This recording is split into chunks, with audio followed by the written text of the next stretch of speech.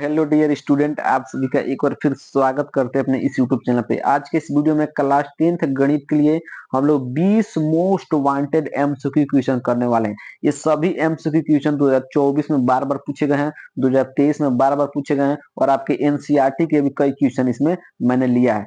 यदि आप इस वीडियो को पूरा अंत तक देख लेंगे तो यहाँ से कम आपका 15 नंबर पक्का हो जाएगा। 100% है 15 नंबर। यदि आप पक्का करना चाहते हैं 15 मिनट की वीडियो में तो आप ये वीडियो को पूरा अंत तक देखिएगा। यदि आप हमारे चैनल पहली बार आए तो चैनल को सब्सक्राइब, वीडियो को लाइक और एक प्यारा सा कमेंट जरूर करना बाबू। ठीक है, तो चलिए वीडियो को स्टार्ट करते हैं और सबसे हम लोग पहला प्रश्न देखते हैं बिना किसी देरी का। पहला प्रश्न आपके स्क्रीन बोर्ड पर रहा कि एक त्रिघाती बहुपद की अधिक से अधिक शून्यों की संख्या कितनी होगी।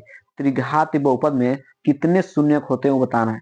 4, 3, 2 या 1। ठीक है, तो कोई भी त्रिघाती बहुपद हो, कोई भी त्रिघाती बहुपद हो तो उस पर एक्स का मतलब किसी चर का अधिकतम घात क्या होता है, 3 होता है। ठीक है, तो जितना घात होगा उतना शून्यक होता है। ठीक है, तो त्रिघाती बहुपद है। ठीक है, त्रिघाती बहुपद इसका मतलब घात क्या है, 3 है, तो इसके शून्य कितने निकलेंगे, 3 निकलेंगे। ठीक है, यदि द्विघाती बहुपद होता है तो उसके शून्य कितने निकलते, 2 निकलते हैं। ठीक है, तो इसका right answer option number B 3। ठीक है, त्रिघाती बहुपद के शून्य की संख्या कितनी होगी, 3 होगी। तो ऑप्शन नंबर बी क्या आ जाएगा, बिल्कुल करेक्ट आंसर हो जाएगा। ठीक है, अब हम बढ़ते हैं अगले प्रश्न पर। अगला प्रश्न है, ये आपका सूत्र है और 2024 में पूछा गया प्रश्न है। आप जाकर पिछला पेपर उठा कर देख लीजिएगा। पूछा गया कि भाज्य, भाजक, भागफल एवं एवं शेषफल में संबंध होगा। ठीक है ना, भाज्य, भाजक, भागफल एवं शेषफल में क्या संबंध होता है।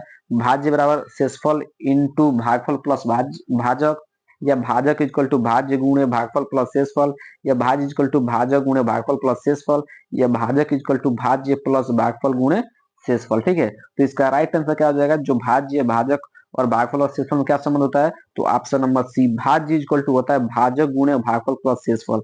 ऑप्शन नंबर सी क्या हो जाएगा, बिल्कुल करेक्ट आंसर हो जाएगा। ठीक है, अब हम लोग बढ़ते हैं अगले प्रश्न पर। अगला प्रश्न है कि समांतर श्रेणी, जो समांतर श्रेणी दिया गया इसका सर्वांतर निकालना है। ठीक है ना, समांतर श्रेणी -5 -3 3 7 सॉरी -5 -1 3 और 7 का सर्वांतर ज्ञात करना है। तो सर्वांतर को हम किसे लिखते हैं, डी से लिखते हैं। क्या से लिखते हैं, डी से। और निकालने का सूत्र होता है, क्या करना है, a2 minus a1। a2 minus a1 एक सूत्र होता है, मतलब अगला पद में से पिछला पद क्या कर दीजिए, घटा दीजिए। ठीक है, अगला पद में से पिछला पद क्या कर घटा दीजिए, तो माइनस का 1 और माइनस का ये वाला, और ऑलरेडी एक -5 है ये। ठीक है, देखिए सूत्र होता है a2 माइनस a1, तो इसको a1 मान लीजिए, इसको a2 मान लीजिए। ठीक है, तो a2 को मान दिया है -1। ठीक है, तो -1 लिख दिया। फिर आपका सूत्र माइनस है तो माइनस यहाँ पर लगा दिया। फिर a1 का मान कितना है, a1 का मान -5 है तो -5 लिख दिया। ठीक है, तो -1 -5 क्या आ जाएगा, प्लस प्लस का 5, तो घटाएंगे तो आ जाएगा 4। ठीक है, तो सर्वांतर कितना आ जाएगा, 4। तो इसका राइट आंसर क्या हो जाएगा, ऑप्शन नंबर डी बिल्कुल करेक्ट आंसर हो जाएगा। सर्वांतर निकालने का सबसे आसान तरीका क्या होता है कि अगला पद में से पिछला पद क्या कर दीजिए, घटा दीजिए। ठीक है, तो आपका सर्वांतर निकल जाएगा। ठीक है, तो हम बढ़ते हैं अगले प्रश्न पर। अगला प्रश्न क्या है कि द्विघात समीकरण, एक द्विघात समीकरण a x square plus b x plus c equal to 0। ठीक है, यहाँ पे एक द्विघात समीकरण, इसका विविक्तर होता है। तो विविक्तर क्या होता है, B square minus 2ac, B square plus 4ac, या बी स्क्वायर माइनस 4ac, या बी स्क्वायर प्लस 2ac। ठीक है, तो द्विघात समीकरण का जो विविधता निकालना सूत्र होता है वो होता है बी स्क्वायर माइनस 4ac। ये सूत्र याद रखिएगा, बहुत ज्यादा इंपॉर्टेंट ये सूत्र है। विविधता का सूत्र होता है बी स्क्वायर माइनस 4ac। तो ऑप्शन नंबर सी क्या आ जाएगा, बिल्कुल करेक्ट आंसर हो जाएगा। 2024 का प्रश्न है। ठीक है, अब हम लोग बढ़ते हैं अगले प्रश्न पर। अगला प्रश्न है कि कैप्सूल संयोजन है। ये कैप्सूल जो होता है, कैप्सूल आपने देखा होगा। ठीक है, ये किसका संयोजन होता है।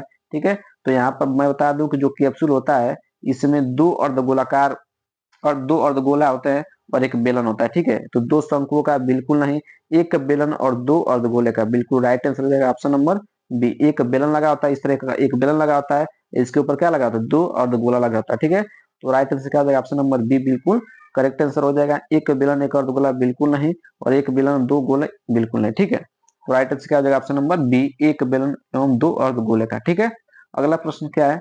अगला प्रश्न है कि एक पासे को एक बार फेंकने पर सम संख्या प्राप्त होने की प्रायिकता बताइए। ठीक है, मान लीजिए अगर कोई पासा है, पासा जो आप लूडो छक्का खेलते हैं तो उसको जो उसका जो मतलब गोटी होता है ना, उसको क्या बोलते हैं, पासा बोलते हैं। मतलब इस तरह का बना होता है, क्यूब की तरह बना होता है, उस पर 6 तक अंक लिखा होता है, तो उसको बोलते हैं पासा। ठीक है, उस पासे पर कितना तक लिखा रहता है, 1 से लेके 6 तक लिखा था। ठीक है, तो कह रहा है कि एक पासे को एक बार फेंकने पर सम संख्या प्राप्त होने की प्रायिकता क्या होगी। तो कैसे निकालना है ध्यान समझिएगा। मान लीजिए आप एक पासा को फेंकते हैं तो क्या क्या आ सकता है, या तो 1 आ जाएगा, या 2 आ जाएगा, या 3 आ जाएगा, या 4 आ जाएगा, या 5 आ जाएगा, या 6 आ जाएगा। इससे बाहर कुछ नहीं आएगा। यदि आप एक पासा को फेंकेंगे तो आपको यही 6 परिणाम मिलेंगे, या तो 1, या 2, या 3, या 4, या 5, या 6। तो कह रहा है सम संख्या आने की पड़ता है। तो देखिए इसमें कितना सम संख्या है, एक 2 सम संख्या है, एक 4 सम संख्या है, एक 6 सम संख्या है। ठीक है, तो कितना सम संख्या है, 1, 2, 3, तो 3 को ऊपर रख दीजिए और टोटल को संख्या है 6। तो एक इसे काटेंगे तो 1 बटा क्या आ जाएगा, 2। यही क्या जाएगा आपका राइट आंसर हो जाएगा। प्रायिकता का सूत्र क्या होता है, जो चाहिए उसकी संख्या ऊपर और टोटल कितनी संख्या है उसको नीचे। तो आपको सम संख्या चाहिए तो सम संख्या को है 1 गो 2 गो 3 गो, तो मैंने 3 गो ऊपर लिख दिया, और टोटल संख्या कितना है 6, तो मैंने 6 को नीचे रख दिया। इसको काट देंगे तो आ जाएगा 1/2। तो देखिएगा 1/4 बिल्कुल नहीं, 1/3 बिल्कुल नहीं, 1/6 बिल्कुल नहीं, तो 1/2 बिल्कुल करेक्ट आंसर हो जाएगा ऑप्शन नंबर सी। ठीक है, अब हम लोग बढ़ते हैं अगले प्रश्न पर। अगला प्रश्न क्या है कि एक परिमेय संख्या और एक अपरिमेय संख्या का अंतर होता है। वेरी वेरी मोस्ट इंपोर्टेंट प्रश्न है एकदम। क्या सभी प्रश्न लॉजिकल वाला है, डायरेक्ट आप इसका आंसर 2 से 3 सेकंड में दे सकते हैं बिल्कुल आसानी से। ठीक है ना, 2024 में पूछे गए हैं और 2023 में पूछे गए हैं। ठीक है, 2024 2023 में पूछे गए हैं। एक परिमेय संख्या और एक अपरिमेय संख्या का जो अंतर होता है क्या होता है, सदैव अपरिमेय संख्या होता है, सदैव परिमेय होता है, परिमेय और अपरिमेय संख्या दोनों होता है, या शून्य होता है। ठीक है, तो याद रखिएगा कि एक परिमेय संख्या हो और दूसरा अपरिमेय संख्या हो, तो इनका जो अंतर होता है वो सदैव क्या होता है, अपरिमेय संख्या होता है। क्या होता है, अपरिमेय संख्या होता है। ऑप्शन नंबर फर्स्ट क्या आ जाएगा, बिल्कुल करेक्ट आंसर हो जाएगा। ठीक है, अब हम बढ़ते हैं अगले प्रश्न पर। अगला प्रश्न क्या है कि निम्नलिखित में से कौन सा सह अभाज्य संख्याओं का युग्म है। सह अभाज्य संख्याओं का युग्म आपको बताना है। ठीक है, तो सह अभाज्य संख्याओं का युग्म मतलब सह अभाज्य संख्या क्या होती है, जिनका एचसीएफ क्या है, जिनका एचसीएफ 1 है। ठीक है, जिनका एचसीएफ का है 1 है। इन इन युग्मों का, इन युग्मों का जिनका एचसीएफ अगर 1 मिल जाएगा तो वही क्या होगा, वही सहअभाज्य संख्या होगा। ठीक है, तो जब आप सहअभाज्य संख्या जब निकालेंगे, ठीक है, मतलब इनका जब एचसीएफ निकालेंगे तो देखिएगा इसमें किसका एचसीएफ 1 आ रहा है। ठीक है, इसमें जिसका भी एचसीएफ 1 आ जाएगा वही क्या हो जाएगा, राइट आंसर हो जाएगा। ठीक है, तो ये आप खुद कर लीजिएगा। इसका आंसर आपको कमेंट बॉक्स में बताना है कि कौन सा इसमें सहअभाज्य संख्या है। ठीक है, अब हम बढ़ते हैं अगले प्रश्न पर। अगला प्रश्न क्या है कि दो त्रिभुज एक दूसरे के समरूप होंगे।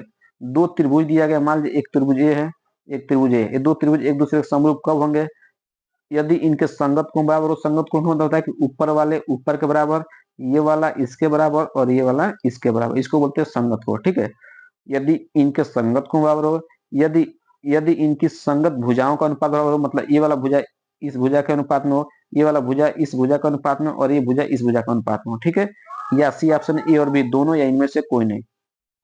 तो आपने चैप्टर 6 में पढ़ा हो कि जब कोई भी दो त्रिभुज समरूप तब होते हैं, कोई भी दो त्रिभुज समरूप तब होते हैं जब उनकी संगत कोण बराबर हो और इनकी संगत भुजाएं क्या हो, समानुपाती हो। तो इसका राइट आंसर क्या जाएगा, ऑप्शन नंबर सी ए और बी दोनों, ये दोनों होने चाहिए, तभी क्या होगा आपका त्रिभुज क्या होगा, समरूप होगा। ठीक है, तो चलिए अभी प्रश्न क्लियर हो गया होगा आपको। अब लोग बढ़ते हैं अगले प्रश्न। तो अगला प्रश्न क्या है कि केंद्रीय प्रवृत्ति की माप है। आपको बताना है कि इसमें कौन ऐसा है जो केंद्रीय प्रवृत्ति की माप है, बारंबारता, या माध्य, या माध्यक, या बी और सी दोनों। ठीक है, तो केंद्रीय प्रवृत्ति के माप 3 होते हैं। देखिए ध्यान समझिएगा, केंद्रीय प्रवृत्ति के माप 3 होते हैं, माध्य भी होता है, माध्यक भी होता है, एक बहुलक भी होता है। ये 3 क्या होते हैं, केंद्रीय प्रवृत्ति के माप होते हैं। ठीक है, केंद्रीय प्रवृत्ति क्या होते हैं, माप होते हैं। माध्य, माध्यक और बहुलक क्या होते हैं, केंद्रीय प्रवृत्ति की माप होती है। ठीक है, तो इसका राइट आंसर क्या हो जाएगा, इसका right answer option number D हो जाएगा, बी और सी दोनों। ये भी माप प्रवृत्ति की माप है, ये भी केंद्रीय प्रवृत्ति की माप है, तो ऑप्शन में क्या हो जाएगा, डी बिल्कुल करेक्ट आंसर हो जाएगा। ठीक है, अब हम लोग बढ़ते हैं अगले प्रश्न पर। अगला प्रश्न है कि निम्नलिखित में परिमेय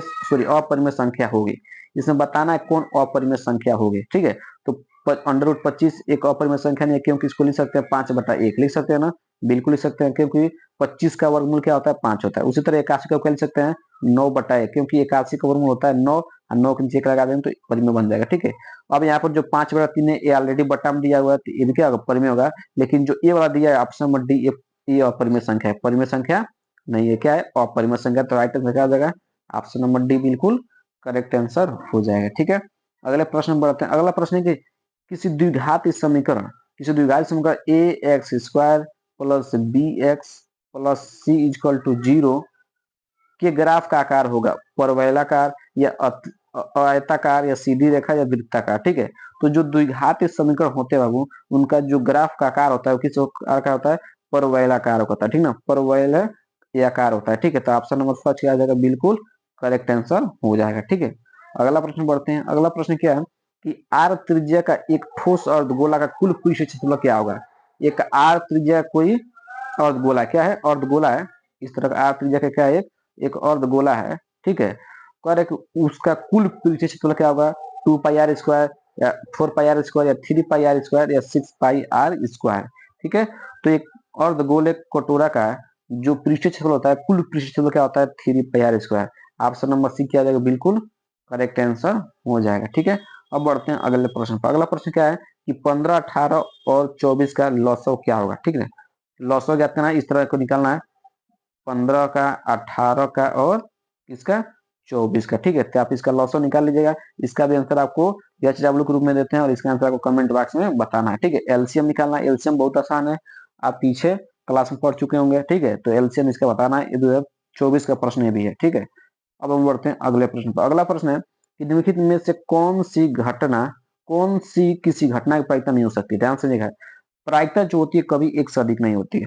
जो प्रायिकता होती है वो कभी एक से अधिक नहीं होती है, ठीक है। प्रायिकता कभी एक से अधिक नहीं होती है, ठीक है। देखिए एक एक हो सकता है, बिल्कुल हो सकता है, एक से छोटा हो सकता है लेकिन एक से अधिक नहीं होगा। लेकिन जब आप 4/3 लिखा है, जब 4 में 3 से भाग देंगे तो आएगा 1, 4 3 1 3, ये जाएगा 1, यहाँ दशमलव लगाएंगे, यहाँ पे 0 1, तो ठीक है। इस तरह क्या करेंगे, जब यहाँ पर करेंगे तो 3 तरीके 9, देखिएगा एक से अधिक हो रहा है कि नहीं हो रहा है, 1.3 हो जा रहा है, मतलब एक से अधिक। तो इसका राइट आंसर क्या हो जाएगा, ऑप्शन नंबर फर्स्ट क्या हो जाएगा, बिल्कुल करेक्ट हो जाएगा 4/3, ठीक है। क्योंकि जो प्रायिकता होती है एक से अधिक नहीं होती है, लेकिन इसको हम सॉल्व कर रहे हैं तो एक से अधिक हो जा रहा है, तो इसीलिए ये प्रायिकता नहीं हो सकता है। 4/3 क्या हो जाएगा, बिल्कुल करेक्ट आंसर हो जाएगा, ठीक है।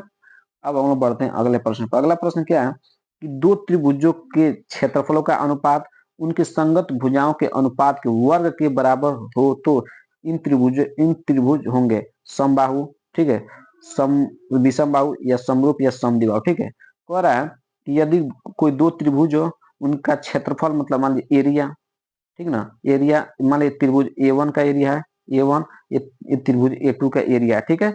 ये इन इन दोनों त्रिभुजों का एरिया का जो अनुपात है, इनके संगत भुजाओं के वर्ग के अनुपात के बराबर होता है, तो त्रिभुज क्या होती है, वो त्रिभुज होती है समरूप। ये भी आपने चैप्टर 6 में पढ़ लिया होगा, ठीक है, समझ रहे हो। तो ये आपका राइट आंसर का जाएगा ऑप्शन नंबर सी, ठीक है। अब हम बढ़ते हैं अगले प्रश्न पर। अगला प्रश्न है कि यदि साइन ए बराबर कॉस ए हो तो ए का मान ज्ञात करना, ठीक है। तो आपको बताना है कि यहाँ पे ए का कौन सा मान यहाँ पर रखे, इन चारों में से कौन सा ऐसा मान रखे जो इनमें रखने पर इन दोनों का मान क्या हो जाए, बराबर हो जाए, ठीक ना। तो एक ए का हम क्या ए इक्वल टू क्या लेंगे, तो इक्वल हम क्या लेंगे, 45 डिग्री लेंगे, ठीक है।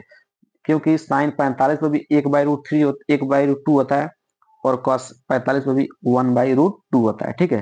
तो दोनों का मान बराबर जाएंगे तो क्या हो जाएगा, ऑप्शन नंबर सी बिल्कुल करेक्ट आंसर हो जाएगा, 45 डिग्री हो जाएगा, ठीक है। अब हम बढ़ते हैं अगले प्रश्न पर। अगला प्रश्न क्या है कि माध्यक एवं बहुलक के बीच संबंध होगा। ये भी एक सूत्र है, ये भी इंपोर्टेंट सवाल है आपका कि माध्यक एवं बहुलक के बीच क्या संबंध होता है। माध्य इक्वल टू 2 बहुलक प्लस 3 माध्य, या बहुलक इक्वल टू 3 माध्यक माइनस 2 माध्य, या बहुलक इक्वल टू 2 माध्य माइनस 3 माध्यक, या माध्य इक्वल टू क्या हो जाएगा, 3 माध्यक माइनस 2 बहुलक, ठीक है।